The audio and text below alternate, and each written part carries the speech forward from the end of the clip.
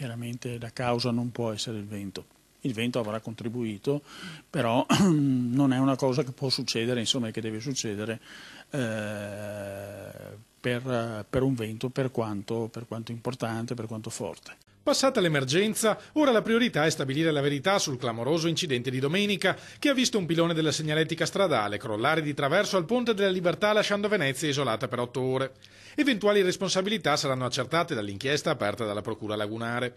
Nel frattempo Veneto Strade, società che gestisce il ponte, ha avviato un'indagine interna. Abbiamo nominato questa mattina una commissione di verifica composta da me, dal dottor Franco, quindi di Veneto Strade, e dal professor Modena, che è ordinario di tecnica delle costruzioni all'Università di Padova, quindi un grosso esperto.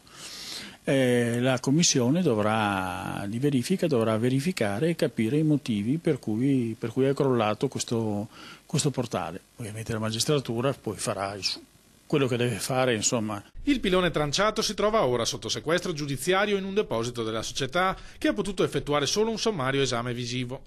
L'impressione è di una debolezza strutturale delle fondazioni, però ripeto, è un'impressione. La commissione di verifica dovrà verificare se è questa la motivazione e certamente, voglio dire, precedenti non ne avevamo.